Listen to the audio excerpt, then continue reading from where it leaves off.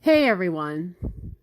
Now, I thought I wasn't going to do any more of these videos about the whole Jay-Z and Colin Kaepernick situation. I was trying to pretty much avoid it, but it has been irking me all day, just listening to people that I know, people that I'm close to, as well as a lot of the comments that I've been seeing online, and especially some of the irresponsible so-called media people that are spreading false narratives out here.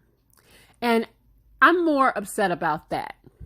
When you have a big platform, as a lot of these people do, you have the responsibility to definitely know what you speak of so that you don't spread false information regarding things like this. And what I found over the last several days is that people have been spreading a lot of false information about Colin Kaepernick and the settlement. And it's been bothering me. Okay. First things first, before I get into my commentary, I want you to take a look or check out this example of when someone doesn't know what they're talking about and they pretty much spread false information. I'm going to have you guys listen to this former football player, Marcellus Wiley. He was on Speak for Yourself with Jason Whitlock, and I should have known if he was sitting with Jason Whitlock what kind of coonery was going to come out of his mouth. And he did not disappoint, not one bit. So I want you to go ahead and listen to him speak, and I'm going to come back with a little bit of my commentary. Go ahead and listen. You know why? As he said, we're beyond kneeling. You can keep kneeling. I'm going to take this baton from you as you're kneeling and now translate this into the two things that are most important in this whole conversation, which is the money and the power that can give the resources back to those who are underprivileged, underserved, and voiceless. And I think that's been lost right now because of Kaepernick and the gestures that him and Eric Reed and Nessa are all following. Here's the thing. Jay-Z is smart. You don't become Marcy Projects to billionaire and not be smart and have your spidey sense that can read this. And Jay-Z is guilty of giving Kaepernick a pass the same way I was guilty of giving him a pass. I was conflicted. From day one, I was against him kneeling. Because I said, get up and get those resources, because where we're from, your kneeling at kickoff has nothing to do with our situation unless you translate that, materialize it, and monetize it. Jay-Z waited long enough and finally said, I got to step past this dude to get this right. This is an identity issue. You know why the identity of this movement has been lost? You know why the identity has been lost in this platform of kneeling, and what does it really mean? Because the identity of those who are leading it has always been in question. Let's keep it 1,000 up here, because my past is hot. My past has expired for this. The past has expired. I've been going back and forth with this from day one at ESPN. Let's go. Kaepernick comes from a situation where he's never felt the full weight of these injustices. This is a mixed race guy who was raised by a white family from Wisconsin to Central California. Respect. That does not disqualify you from talking for us. But when you make missteps and miscalculations, it comes back into play. And he never spoke on this when Black Lives Matters movement was at its height. Think about it. 2013, 2014, Ferguson, when Jay-Z is bailing prisoners out and doing protesters out and taking pictures and supporting Trayvon Martin and that family. What was Kaepernick? You know who he was? Taking his shirt off, bruh. I knew Kaepernick back then. He was never talking about this. He meets Nessa 2015, all of a sudden 2016, he gets benched. Flip-flop. Not mad. That still doesn't disqualify you. But Nessa comes into play now. And we all know Nessa. Respect to her and her ethnicity, but it's not black. Okay? So now we got two leaders who don't even feel the weight of the consequences. So guess what you are allowed to do right now? Preach. Have convenience. Ain't no cosmetics here, bro. When I'm in Compton, when I'm in South Central and Harlem, that's my childhood to manhood, 0 to 22 years old. Those three places, I know what it feels like. When you're talking to Jay-Z, who's been through Marcy Projects, Brooklyn, and all his successes, he's seen this. We both said, go Kaepernick, go. And let the cause blindly support the man, but the character is now coming to question. And then now Eric Reed is taking it and giving them cover. Eric Reed is taking Kenny Stills, another guy. Respect, guys.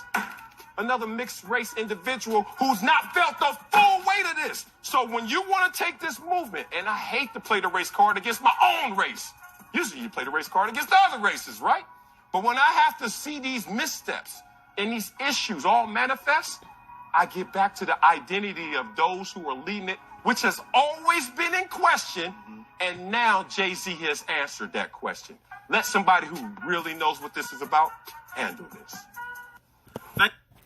So I guess because Colin Kaepernick, to no fault of his own, was born to a white mother and a black father, he cannot speak upon these issues, even though he is regarded as a black man. Marcellus Wiley has to be, I don't know which one is more ignorant, Jason Whitlock or Marcellus Wiley, and some of the foolishness that came out of his mouth. It just angered me so, because he is sitting here acting like just because Colin Kaepernick came to the movement, I guess not when he felt he should have came to the movement, then he has no right to speak on the movement. Was it Muhammad Ali that said, if you are the same man at 40 then that you were at 20, then you've wasted 20 years of your life? He said something along those lines. I may have just completely screwed it up, but I hope you get my point. People evolve and they change. All right. Now I'm going to get into why Marcellus is all the way wrong, and he sounds like a complete idiot. And all the buck dancing and the cooning and the tap dancing, it just irks me. But he has a platform, which is why I feel it is very irresponsible for him to sit there and say some of the things that he says. Now, he is entitled to his opinion. He is entitled to every last thing he says, but it's amazing to me that a lot of people actually feel like that. And that's because a lot of them have just been misinformed and they don't know. So I'm just going to break it down. First things first. I want to debunk this whole myth about the fact that Colin Kaepernick took a settlement and ran off, and he ain't spoke about it since. First things first, it's interesting to note that when he was filing his grievance and when it came out that he was suing the NFL, everybody was cheering him on. Now, he was suing the NFL due to collusion. They were colluding to keep him out of the league. He was suing for lost wages. This was an employment issue, guys. For those that don't seem to understand, this was about employment. People do file grievances against their employer. It happens all the time. In this case, his employer is a huge corporation, the NFL. When it was filed, he filed this grievance. He decided to file a lawsuit. Got one of the best lawyers out there, Mark Garagos. He was the company, the NFL, was going to have to go through discovery. All right. There were all kinds of emails that were out there. There was all kinds of evidence basically showing that they were keeping him out on purpose. All right. Matter of fact, there were teams that pretty much tanked their season just so they wouldn't have to get him on a roster. There were teams that went and grabbed old ass quarterbacks that hadn't even been playing for years, literally not playing, not on the field, literally at home, chilling, taking the kids to school every day, out of the league. They literally pulled them back into the league to avoid signing Colin Kaepernick. All right. Now, a lot of companies, like one big one, like the NFL, of course, they don't want to necessarily go through the discovery phase, sitting for depositions and whatnot. So in many cases, they decide the best thing to do is settle to get this person to stop, this grievance against, us. Let's just settle with them. Now, on the plaintiff's end, a lot of times it is best to settle. And there's a couple of reasons for that. If this thing goes to a jury, there is no guarantee that you will win. Look who we're talking about. We're talking about the NFL versus one man, or actually a couple of men, because Eric Reed was also involved in this settlement. What the chances of them winning, you don't know if they would have won. We don't know. So in their case, they were filing for lost wages. They weren't getting picked up by teams. Eric Reed finally got picked up, but Colin Kaepernick did not get picked up by a team. So this was an employment grievance. Please understand that. So when people keep saying he took it back and he ran off and he signed an NDA, he didn't say anything else. The NDA is signed in settlements, in all kinds of settlements, even if you settle with the police brutality thing. Okay.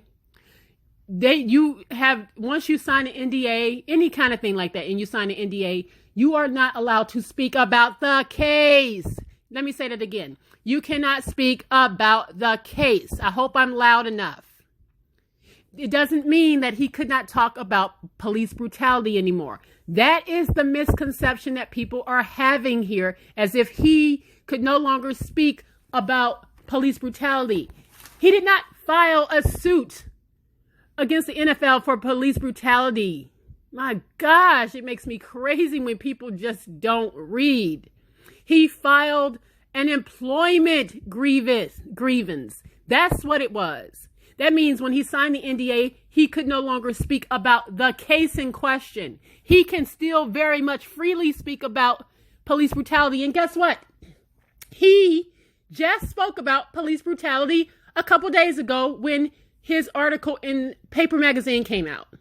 In a recent article in Paper Magazine, they did an interview with Colin Kaepernick, and he revealed that the 2015 shooting death of a man named Mario Woods, who was 26 in San Francisco, pushed him to protest police brutality and injustice and led to his decision to kneel during the national anthem.